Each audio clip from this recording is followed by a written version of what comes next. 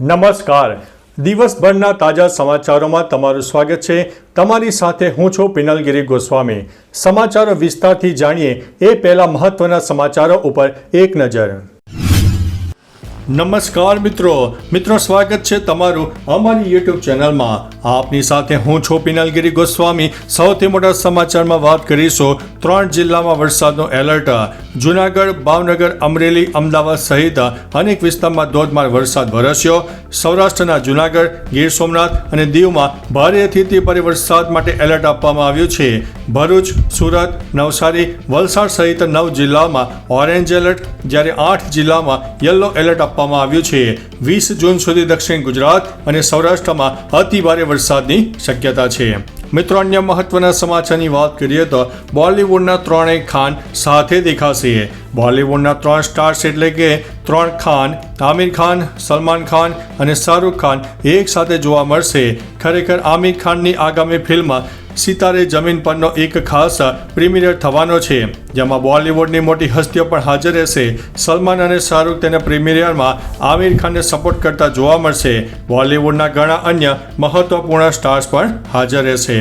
મિત્રો, અન્ય મહત્વના સમાચારની વાત કરીએ તો 2 કલાકમાં 72 તાલુકામાં વરસાદ. ભાવનગરમાં 31 લોકોનું રેસ્ક્યુ કરવામાં આવ્યું છે. સવારે 6 થી 8 વાગ્યા દરમિયાન ગુજરાતના 72 તાલુકામાં વરસાદ નોંધાયો. સૌથી વધુ રાજકોટમાં 1.65 ઇંચ વરસાદ વરસ્યો, જ્યારે અમદાવાદના ધંધુકામાં 1.61 ઇંચ વરસાદ અને આણંદના પેટલાદમાં 1.57 ઇંચ વરસાદ પડ્યો.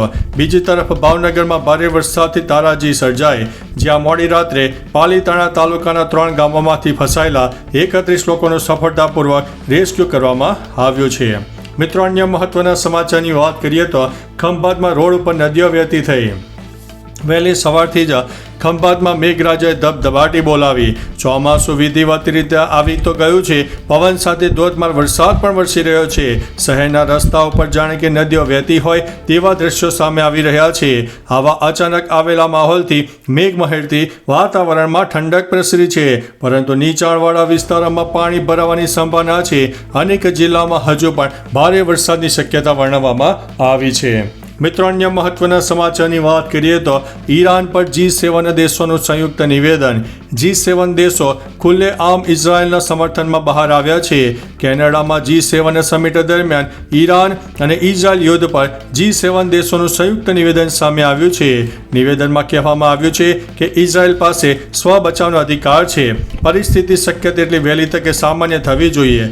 ઈરાન પાસે ક્યારેય પરમાણુ શસ્ત્રો ન હોવા જોઈએ. G7 દેશોમાં America, Britain, France, Germany, Canada, Italy અને જાપાનનો સમાવેશ થાય છે. મિત્રો, અન્ય મહત્વના સમાચારની વાત કરીએ તો ભારે વરસાદનો કહેર. મોડી રાત્રે લોકો ગુમ થયા. ભારે વરસાદનો કહેર તો જુઓ. આ વરસાદના કારણે બોટાદમાં લાઠીદળ ગામ પાસે એક ઇકો કાર તણાઈ ગઈ હતી.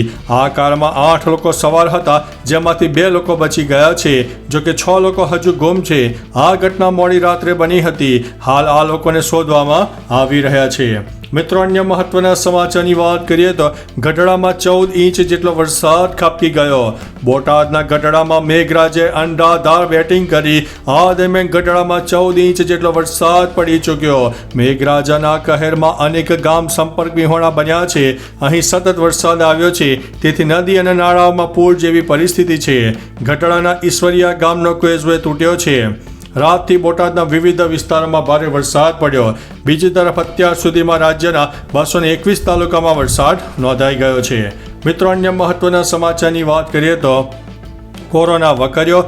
24 કલાકમાં 11ના મોત. દેશમાં કોરોનાના કેસો સતત વધી રહ્યા છે અને છેલ્લા 24 કલાકમાં 11 દર્દીઓના મોત થયા છે, જે એક દિવસનો સૌથી મોટો આંકડો છે. કુલ મૃત્યુ આંક 108 ઉપર પહોંચ્યો છે.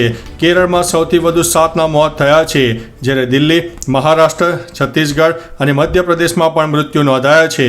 મોટાભાગના મૃતકો 60 વર્ષથી વધુ ઉંમરના અને અન્ય ગંભીર બીમારીઓથી પીડાઈ રહ્યા છે. કેરળમાં 1920 એક્ટિવ કેસ સાથે સ્થિતિ ચિંતાજનક છે. મિત્રો, અન્ય મહત્વના સમાચારની વાત કરીએ તો 5 દિવસ ભારે વરસાદની આગાહી. ગુજરાતમાં આવનાર 5 દિવસ ભારે વરસાદની શક્યતા છે. દરમિયાન કચ્છ, ગીર સોમનાથ, જૂનાગઢમાં ભારે વરસાદ થઈ શકે છે.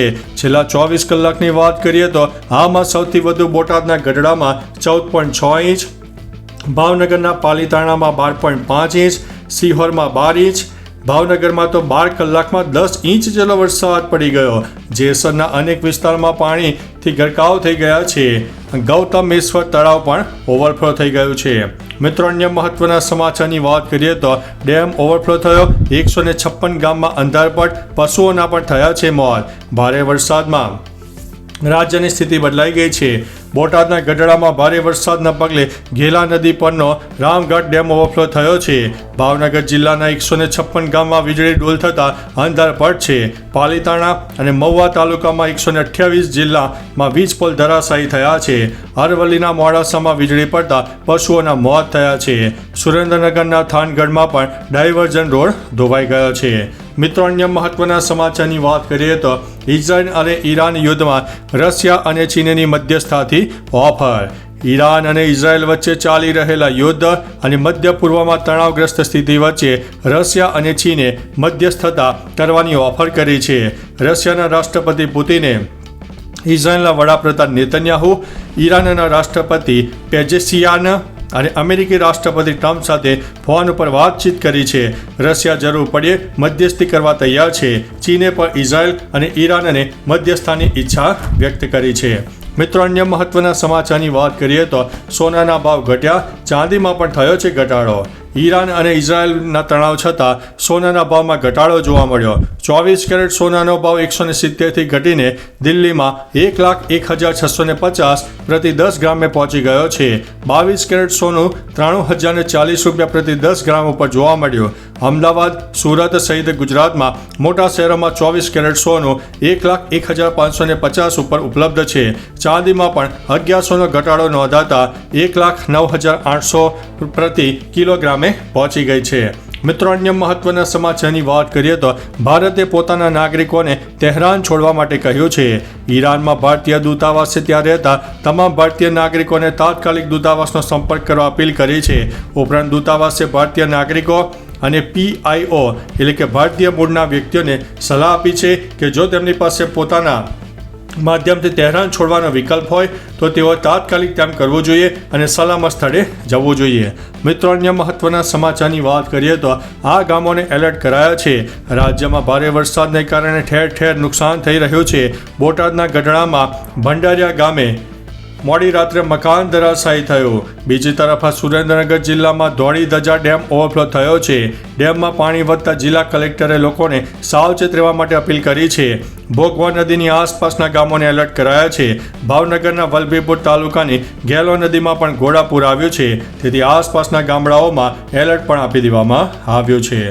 મિત્રો, અન્ય મહત્વના સમાચારની વાત કરીએ તો અમદાવાદથી લંડન જતી એર ઇન્ડિયાની ફ્લાઇટને લઈને મોટા સમાચાર સામે આવ્યા છે. અમદાવાદથી લંડન જતી એર ઇન્ડિયાની વધુ એક ફ્લાઇટ રદ કરવામાં આવી છે. ટેકઓફના માત્ર થોડા જ કલાકો પહેલા જ ટેકનિકલ ખામી સર્જાઈ હતી, જેની જાણ થતાં આ ફ્લાઇટ રદ કરવાનો નિર્ણય લેવાયો છે. આવામાં લંડન જવા નીકળેલા ઘણા યાત્રીઓને અમદાવાદ એરપોર્ટ ઉપર અટકવાનો વારો આવ્યો હતો. તો ચાલો મિત્રો, ફરીથી દેશ અને દુનિયાના સુપરફાસ્ટ સમાચાર લઈને મળતા રહીશો. ત્યાં સુધી અમને રજા આપશો. નમસ્તે.